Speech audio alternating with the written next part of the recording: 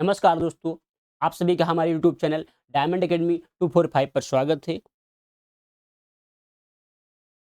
आज से हम एनसीईआरटी सीरीज स्टार्ट करने वाले हैं। इसमें हम 6 से 12 तक की एनसीईआरटी पढ़ेंगे।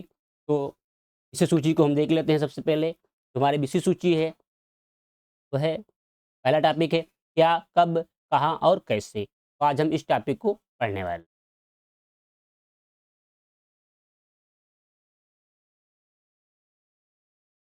क्या, कब, कहाँ और कैसे। अतीत के बारे में हम क्या जान सकते हैं? तो दोस्तों, अतीत के बारे में हम बहुत कुछ जान सकते हैं। जैसे लोग क्या खाते थे, कैसे कपड़े पहनते थे, किस तरह के घरों में रहते थे। हम आखिड़कों, शिकारियों, पशुपालकों, कृषकों, काष्ठों, व्यापारियों, पुरोहितों, शिल्पकारों, कलाकारों, संगीतकारों या फिर वैज्ञानिकों के जीवन के बारे में जानकारियाँ हासिल कर सकते हैं। यही नहीं, हम ये भी पता कर सकते हैं कि उस समय बच्चे कौन से खेल खेलते थे, कौन सी कहानियाँ सुना करते थे, कौन से नाटक देखा करते थे या फिर कौन से गीत गाते थे, लोग कहाँ रहते थे। नर्मदा नदी कई लाख वर्ष पहले से लोग इसी नदी के तट पर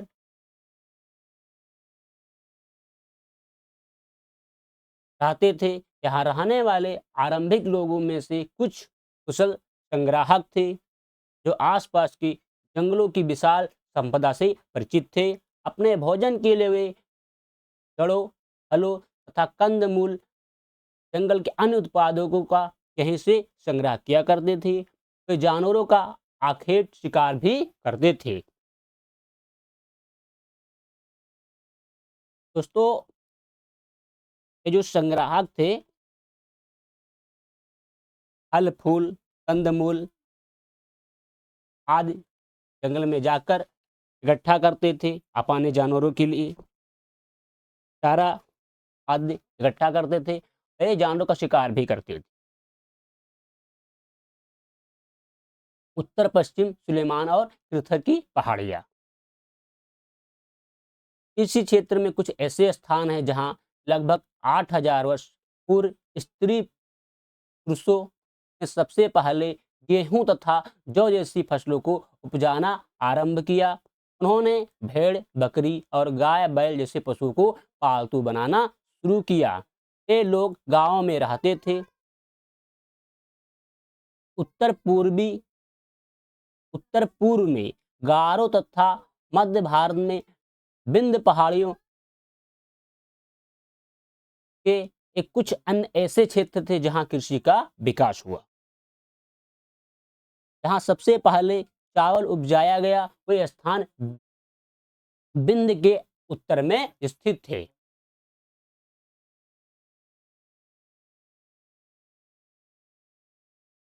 दोस्तों देखिए, ये जो मैप है, इसमें हमारा जो है किरथर, थोड़ा हम जूम कर देते हैं।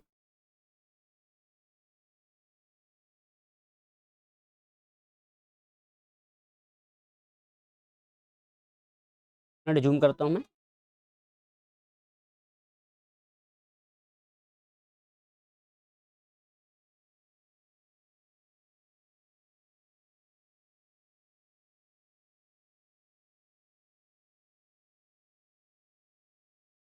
One minute.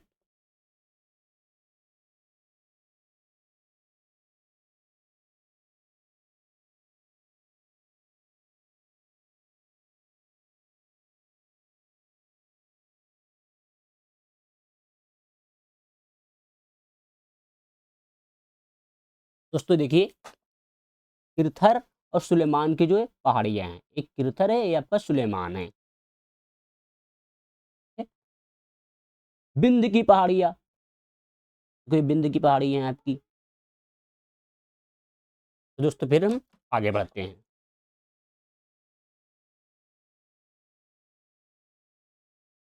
इनको सिलेक्ट करते हैं फिर से।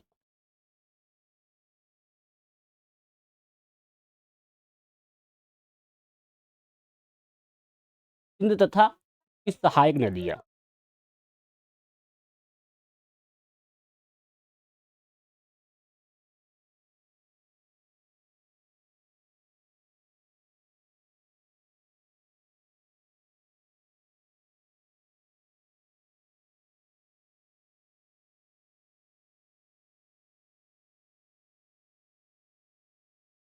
सिंध तथा इसकी सहायक नदियाँ उन्हें कहते हैं जो एक बड़ी नदी में मिल जाती हैं। लगभग 4700 वर्ष पूर्व इन्हीं नदियों के किनारे कुछ आरंभिक नगर फले फूले। गंगा व इसकी सहायक नदियों के किनारे तथा समुद्र तटवर्ती इलाकों में नगरों का विकास लगभग 2500 वर्ष पूर्व हुआ। गंगा तथा इसकी सहायक नदी सोन। गंगा के दक्षिण में इन नदियों के आसपास का क्षेत्र प्राचीन काल में मगध, वर्तमान बिहार के नाम से जाना जाता था। इसके शासक बहुत शक्तिशाली थे और उन्होंने एक विशाल राज्य स्थापित किया था। देश के अन्य हिस्सों में भी ऐसे राज्यों की स्थापना की गई थी। लोगों ने सदैव उपमहाद्वीप के एक हिस्से से दूसरे हिस्से तक यात्रा की। कभी कभी हिमालय जैसे ऊंचे पर्वतों, पहाड़ियों, रेगिस्तान, नदियों तथा समुद्र के कारण यात्रा जोखिम भरी होती थी। फिर भी ये यात्रा उनके लिए असंभव नहीं थी। अतः कभी लोग काम की तलाश में, कभी प्राकृतिक आपदाओं के कारण एक स्थान से दूसरे स्थान जाया करते थे। कभी कभी सेनाएं दूसरे क्षेत्रों पर विजय हासिल करने के लिए जाती थी। इसके इसके अतिरिक्त व्यापारी कभी काफिले में तो कभी जहाज़ों में अपने साथ मूल्यवान वस्तुएं लेकर एक स्थान से दूसरे स्थान जाते रह जाते रहते थे। धार्मिक गुरु लोगों को शिक्षा और सलाह देते हुए एक गांव से दूसरे गांव तथा एक कस्बे से दूसरे कस्बे जाया करते थे। कुछ लोग नए और रोचक स्थानों को खोजने की चाह में उत्सुकतावश भी यात्रा किया करते थे। इन सभी यात्राओं से लोगों को एक दूसरे के विचारों को जानने का अवसर मिला।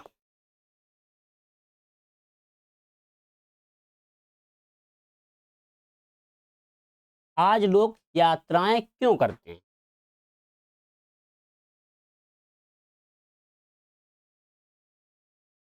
पहाड़ियाँ, पर्वत और समुद्र इस उपमहाद्वीप की प्राकृतिक सीमा का निर्माण करते हैं। हालांकि लोगों के लिए इन सीमाओं को पार करना आसान नहीं था। जिन्होंने ऐसा चाहा वे ऐसा कर सके। वे पर्वतों की ऊंचाइयों को छू सके, गहरे समुद्रों को पार कर सके। उपमहाद्वीप के बाहर से भी कुछ लोग यहाँ आए और यहीं बस गए। लोगों के इस आगमन ने हमारी सांस्कृतिक परंपराओं को समृद्ध किया। कई सौ वर्षों से लोग पत्थर को तराशने, संगीत रचने और यहाँ तक कि भोजन बनाने के लिए तरीकों के बारे में एक दूसरे के विचारों को अपनाते रहे। देश के नाम। अपने देश के लिए हम प्राय इंडिया तथा भारत जैसे नामों का प्रयोग करते हैं। इंडिया शब्द इंडस से निकला है, जिसे संस्कृत में सिंधु कहा जाता है। अपने एटलस में ईरान और यूनान का पता लगाओ। लगभग 2500 वर्ष पूर्व उत्तर पश्चिम की ओर से जाने वाले ईरानियों और यूनानियों ने सिंध को हिंदोस अथवा इंदोस और इसी नदी के पूर्व में स्थित भूमि प्रदेश को इंडिया कहा। भारत का नाम प्रयोग उत्तर पश्चिम में रहने वाले लोगों के लिए एक समूह के लिए किया जाता था। इस समूह का उल्लेख संस्कृत की आरंभिक लगभग 3500 वर्ष पुरानी कृति ऋग्वेद में मिलता है। बाद में इसका प्रयोग देश के लिए होने लगा। दोस्तों, ऋग्वेद है सबसे पुराना वेद।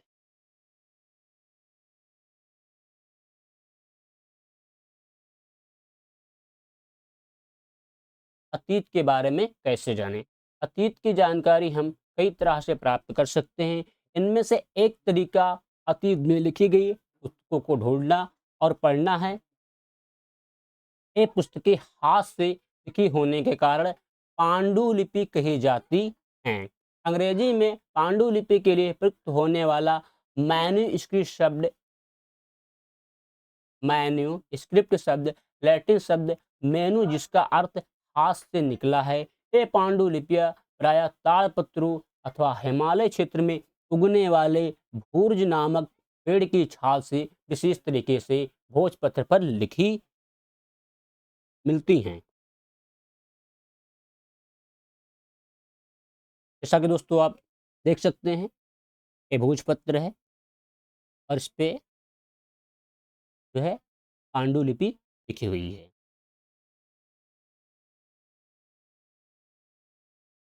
पांडुलिपि, यह पांडुलिपि लगभग 1000 वर्ष पहले लिखी गई थी। किताब बनाने के लिए ताड़ के पत्तों को काटकर उनके अलग अलग हिस्सों को एक साथ बांध दिया जाता था। भोज पेड़ की छाल से बनी ऐसी एक पांडुलिपि को तुम यहाँ देख सकते हो।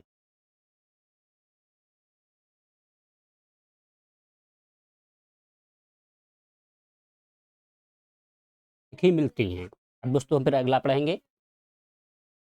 इतने वर्षों में इनमें से कई पांडुलिपियों को कीड़ों ने खा लिया था, कुछ नष्ट कर दी गई। फिर भी ऐसी कई पांडुलिपियां आज भी उपलब्ध हैं।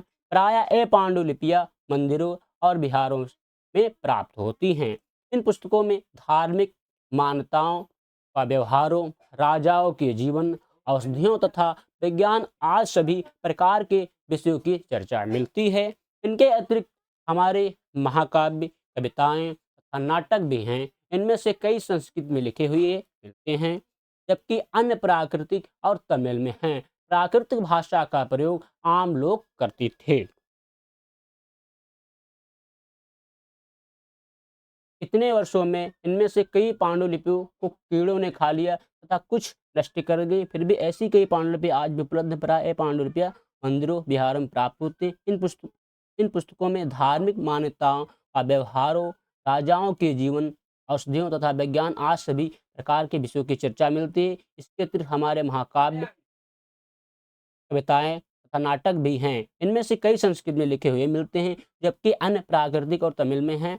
प्रकृत भाषा का प्रयोग आम लोग करते हैं। अभिलेखों का अध्ययन कर सकते हैं। ऐसे लेख हम अभिलेखों का अध्ययन कर सकते हैं। ऐसे लेख पत्थर अथवा हाथ जैसी अपेक्षाकृत कठोर सतहों पर उत्कीर्ण किए गए मिलते हैं। कभी कभी शासक अथवा अन्य लोग अपने आदेशों को इस तरह उत्कीर्ण करवाते थे ताकि लोग उन्हें देख सकें, पढ़ सकें तथा उनका पालन कर सकें।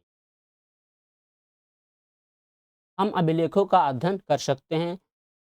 ऐसे लेख पत्थर अथवा हाथ जैसी अपेक्षाकृत कठोर सतहों पर उत्कीर्ण किए गए मिलते हैं।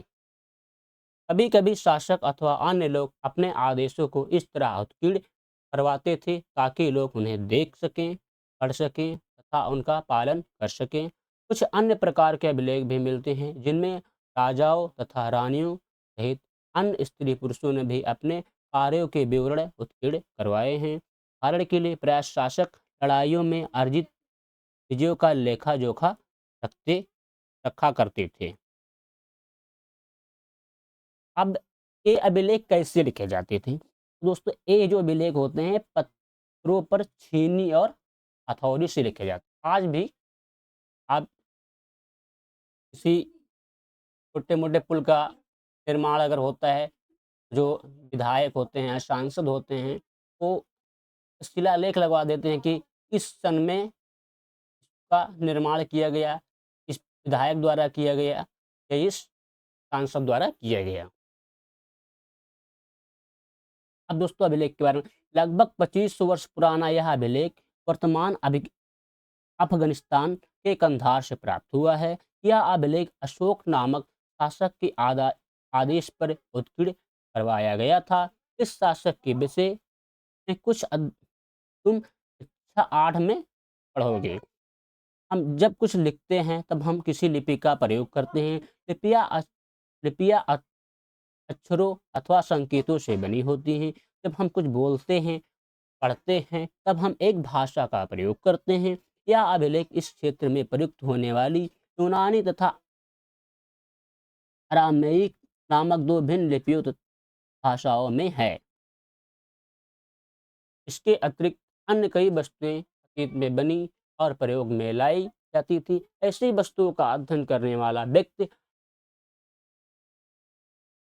पुरातत्वविद कहलाता है। पुरातत्वविद पत्थर और ईंट से बनी इमारतों के अवशेषों, चित्रों तथा मूर्तियों का अध्ययन करते हैं। वे औजारों, हथियारों, बर्तनों, आभूषणों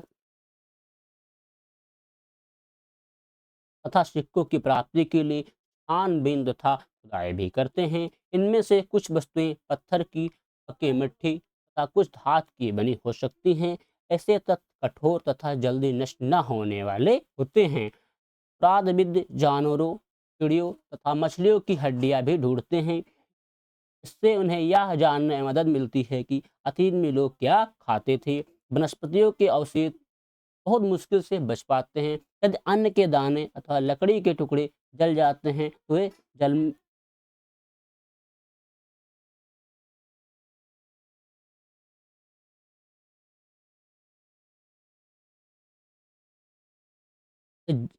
जल में जले हुए रूप में बचे रहते हैं।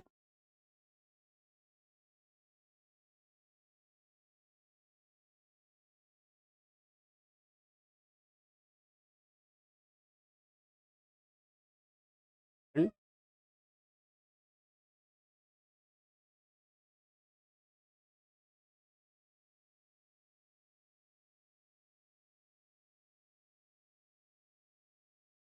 हुँ।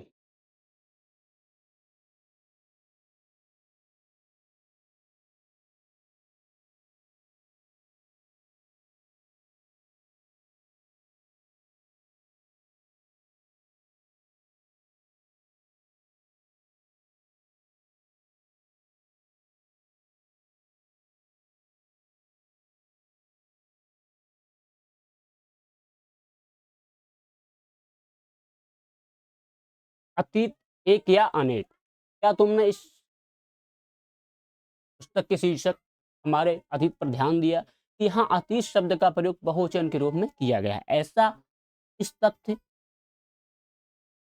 की ओर ध्यान दिलाने के लिए किया गया है कि अलग-अलग समूह के लोगों के लिए इस अतीत के अलग-अलग मायने थे। उदाहरण के लिए पशुपालकों अथवा कृषकों का जीवन राजाओं तथा रानियों के जीवन से तथा व्यापारियों का जीवन शिल्पकारों के जीवन से बहुत भिन्न था। जैसा कि हम आज भी देखते हैं, उस समय भी देश के अलग-अलग हिस्सों में लोग अलग-अलग त्योहारों और रीति-रिवाजों का पालन करते थे। उदाहरण के लिए आज अंडमान द्वीप के अधिकांश लोग अपना भोजन मछलियाँ पकड़कर, शिकार करके तथा फल-फूल की संग्रह द्वारा प्राप्त करते हैं। इसके विपरीत शहरों में रहने वाले लोग खाद्य आपूर्ति के लिए अन्य व्यक्तियों पर निर्भर रहते हैं। इस तरह के भेद अतीत में भी विद्यमान थे। इसके अतिरिक्त एक अन्य तरह का भेद है, उस समय शासक अपनी विजयों का लेखा-जोखा रखते थे। यही कारण है कि हम उन शासकों तथा उनके द्वारा लड़ी जाने वाली लड़ाइयों के बारे में काफ़ी कुछ जानते हैं, जबकि शिकारी, मछुआरे, संग्राहक, कृषक अथवा पशुपालक जैसे आम आदमी प्रायः अपने कार्यों का लेखा-जोखा नहीं रखते थे। पुरातत्व की सहायता से हमें उनके जीवन को जानने में मदद मिलती है। हालाँकि अभी भी इनके बारे में बहुत कुछ जानना शेष है। तिथियों का मतलब।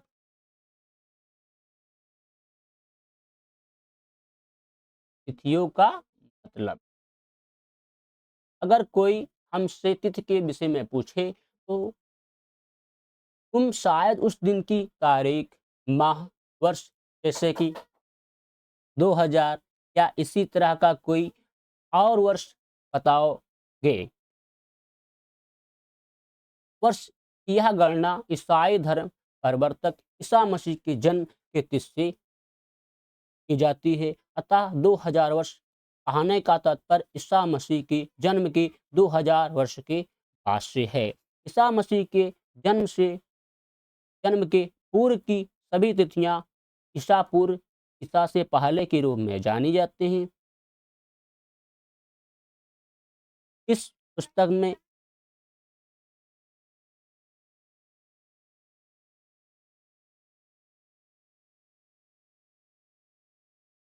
इस पुस्तक में हम 2000 को अपना आरंभिक विद मानते हुए वर्तमान से पूर्व की तिथियों का उल्लेख करेंगे। इतिहास और तिथियां। अंग्रेजी में बीसी, हिंदी में ईसा पूर्व का तात्पर्य बिफोर क्राइस्ट का पूर्व होता है। कभी कभी तुम तिथियों से पहले एडी हिंदी में ई लिखा पाते हो। यह मान यह यानो डामी नामक दो लैटिन शब्दों से बना है तथा इसका तात्पर्य ईसा मसीह के जन्म के वर्ष से है।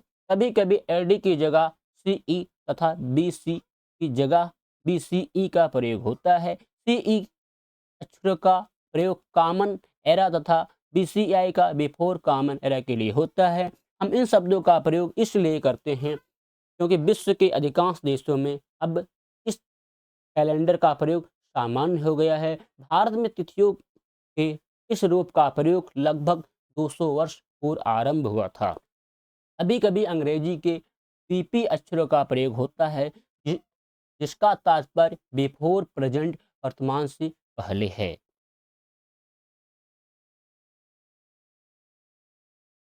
अनियंत्र, जैसा कि हमने पहले पढ़ा, अभिलेख कठोर सतहों पर उत्कीर्ण कराए जाते हैं। इनमें से कई अभिलेख कई सौ वर्ष पूर्व लिखे गए थे। सभी अभिलेखों में लिपियों और भाषाओं का प्रयोग हुआ। समय के साथ साथ अभिलेखों में प्रयुक्त भाषाओं तथा लिपियों में बहुत बदलाव आ चुका है। विद्वान यह कैसे जान पाते कि यह क्या लिखा था का पता अज्ञात लिपि का अर्थ निकालने की एक प्रक्रिया द्वारा लगाया जा सकता है। इस प्रकार से अज्ञात लिपि को जानने की एक प्रसिद्ध कहानी उत्तरी अफ्रीकी देश मिस्र से मिलती है। लगभग 5000 वर्ष पूर्व यहाँ राजा रानी 5000 वर्ष पूर्व यहाँ राजा रानी रहते थे।